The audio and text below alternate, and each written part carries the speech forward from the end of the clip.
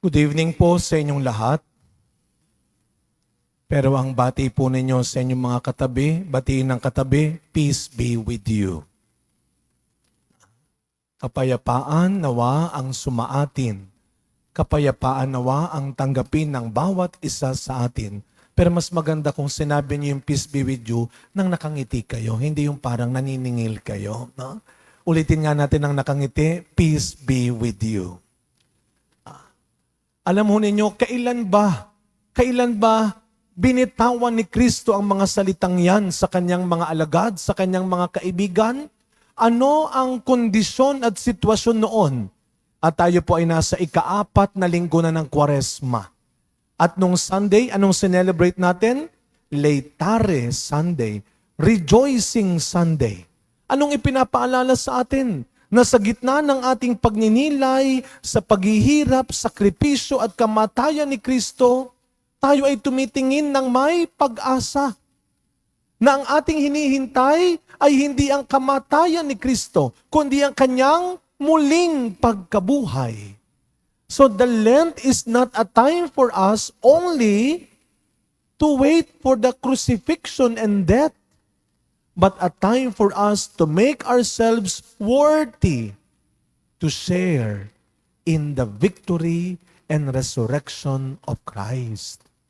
Yun ang ating pinaghahandaan, na maging karapat-dapat tayo, na makihati sa kanyang tagumpay at muling pagkabuhay. At doon sa kanyang muling pagkabuhay, ano ang kanyang unang regalo sa kanyang mga alagad? Ano muna ang nangyari? Nung siya ay hulihin, patayin at mawala, anong sabi doon sa Ebanghelyo? Sila ay bumalik sa kanilang dating buhay. Lungkot na lungkot, panghihinayang. Akala namin siya na ang kaligtasan, namatay. Nakalimutan nila ang pangako ni Kristo na ako ay muling babalik sa inyo. Di ba? Anong ginawa ng mga alagad? Nagtago sila. Nagsarado ng pintuan ng bintana sa sobrang lungkot at takot. At nang bumukas bigla ang pintuan, o hindi pala bumukas ang pintuan, nang bigla nilang makita ang Panginoon sa kanyang muling pagkabuhay. Ano ang kanyang bigay? Peace be with you. Timing na timing po kaya natin itinalaga ang misang ito. Ordinary day. Tuesday. Ordinary day. Ganito ho ang kapayapaang bigay ni Kristo. Hindi ho ito magmumula sa napakalaking meeting, sa napaka-engranding pagtitipon. Ang kapayapaan ni Kristo ay maaring magsimula sa isang karaniwan, ordinaryong paraan at panahon. Kaya natin po itinatalaga ang misang ito para sa kapayapaan. Dahil ang mundo ngayon ay tila nandoon sa mga sandaling natatakot ang mga alagad, sa mga sandaling nalulungkot ang mga alagad. Ewan ko na lang kung sino sa inyo dito ang natutuwa sa mga nangyayari ngayon. Ang diesel, 100 plus na. At hindi lang gasolina ang pinoproblema natin. Yung kondisyon. Huwag tayong magpapakakampante. Na tayo dahil malayo sa Middle East ay hindi maapektuhan. And by the way, ang gera ay hindi lamang po nasusukat sa bombahan, sa baril. Ang gera ho, nangyayari kahit araw-araw, kahit saan. Meron nga tinatawag na word war. Alam niyo ho yun, no? Word war. Yung batuhan kayo ng masasakit na salita. Yung batuhan kayo ng kasinungalingan at paninira sa isa't isa.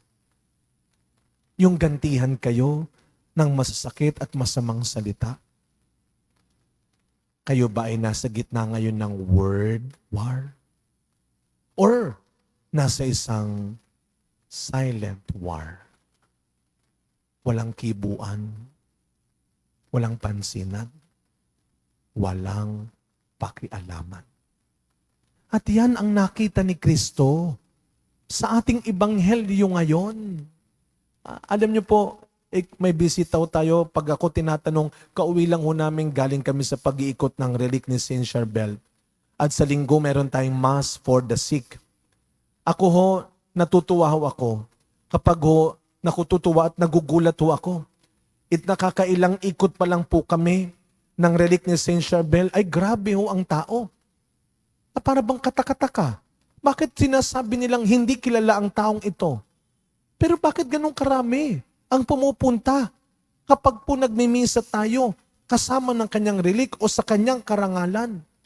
The gift of God to us is an unknown saint. Nagtanong ho ako, nagmisa kami sa Greenbelt nung Friday. Puno ho hanggang labas. Sabi ko, ilan sa inyo dito ang matagal ng deboto ni Saint Charbel? Parang 30 lang yata yung nagtaas ng kamay. Sabi ko, anong ginagawa natin dito? Hindi pala tayong mga deboto. Tandaan ho natin ang lagi ko sinasabi, sa tulong ng panalangin ni Saint Charbel, tayo ay inilalapit niya, hindi sa sarili niya, kundi sa banal na misa, kundi sa Diyos. Ako ho, pag nagbe-bless ng oil ni Saint Charbel, madalas ko pong naririnig, may cancer po ako, may ganito po akong sakit, may ganito po akong problema, pero aminin ko sa inyo, ako po ay mas kinikilabutan at ako'y nai-inspire kapag yung lumalapit sa akin ang sasabihin, Father, nandito po ako kasi yung nanay ko po may sakit. Kasi yung mother-in-law ko po, kasi yung kapatid ko po, kasi yung kasama ko sa trabaho, kasi po yung kaibigan ko. Alam nyo, yan ang magiging daan ng kapayapaan. Kapag natuto ulit tayo magkaroon ng malasakit sa isa't isa. Kaya nung sabi ng Panginoon, doon sa lalaking ilang taon nang may sakit, hindi siya makalapit doon sa tubig. Anong sabi niya? Sapagkat Panginoon, tuwing gusto kong lumapit, marami nang nauuna sa akin. At nakanaw na, gumalaw na ang tubig. Siguro sabi ni Kristo, my goodness, napakarami ninyo dyan, ni isa sa inyo, walang nakaalala sa Kanya. Dahil nag-uunahan kayo, wala nang nakaalala sa Kanya. Dahil lahat gusto maunang makatanggap ng pagpapagaling, maunang makatanggap ng biyaya. Kaya yung walang kakayahan, naiiwan. At yan ang ugat din ng gera, ng away. Kapag ang pinairal na lang natin ay ang ating sariling kagustuhan, katalinuhan, kaalaman, kakayahan. Kawalan ng malasakit. Yun ang pinakamatinding sakit. Kawalan ng malasakit. Kaya nga, yun ang ating pong inilalapit din sa Diyos. Na sana, Panginoon, pagalingin niyo po ang sakit ng aking sarili, ang sakit ng aming pamilya, ang sakit ng aming pamayanan, ang sakit ng aming bansa, ang sakit ng mundo ngayon, ang kawalan ng malasakit, ang kawalan ng pakialam. Kaya ho tayo ay nandito bilang ambag natin sa mundo ngayon. Huwag niyo pong mamaliitin ang kapangyarihan ng panalangin. More prayer, more power. We believe in the power of prayer. Amen. Para medyo mahina yun na. We believe in the power of prayer. Amen. Sabihin nyo sa katabi ninyo, magaling ka na. Sabi nung katabi mo, talaga ba? We believe in the power of prayer. Kaya yung sinabi mo sa katabi mo na magaling ka na, because I will pray for you. Alam nyo, masaya ang Diyos, nakikita tayo na nagdadasal. Masaya si Saint Charbel, libo-libo tayo nagdadasal. Pero mas masaya ang Diyos kapag naririnig tayo na nagdadasal para sa isa't isa. Na nagdadasal para sa iba. Kaya alam ho ninyo, Yung mga taong nagdala doon sa may sakit, yung magkakaibigan na dinala ng kanilang kaibigang may sakit, yung pong centurion, yung leader na ipinakiusap sa Diyos ang kanyang tauhang may sakit, sila ang unang pinagpala. Hindi yung may sakit na pinagdadasal din nila. Why? Because that very moment, you are saved by the Lord. Saved from being selfish, self-centered. Kaya tayo nagpapasalamat. Lord, salamat hindi dahil wala akong sakit. Lord, salamat dahil marunong pa rin akong magmalasakit. Lagi niyo po itong tatandaan. Walang tinawag ang Diyos na pinabayaan niya. Huwag kang matakot na ipagdasal yung iba kahit ikaw mismo maraming sakit. Maraming problema. Maraming pangangailangan. Walang tinawag ang Diyos na pinabayaan niya. Sa pagkapatuloy ng misa natin, lahat tayo nandito ngayon, yung mga nasa online, lahat tayo nandito kasi tinawag tayo ng Diyos na ipagdasal natin ang kapayapaan sa mundo ngayon. Wag ho kayong mag-alala. Alam ng Diyos na may sarili-sarili tayong gera sa buhay. Na may sarili-sarili tayong laban sa buhay. Wag ho kayong mag-alala. Ang Diyos na ang bahalang lumaban para sa inyo. Peace be with you. Amen.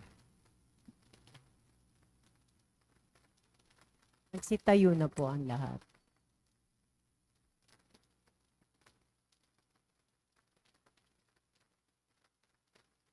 Habang higit nating nakikilala ang Diyos, lalo nating nauunawaan na lubos tayong umaasa sa Kanya, alam natin na marami tayong mga kahinaan at wala tayong magagawa kung hindi niya tayo tutulungan. Kaya't manalangin tayo sa Kanya at sabihin, Panginoon, dinggin mo ang aming panalangin. Panginoon, dinggin mo ang aming panalangin. Ang mga pinuno ng simbahan, naway lubos na mag-alay ng kanilang buhay sa paglilingkod kay Kristo.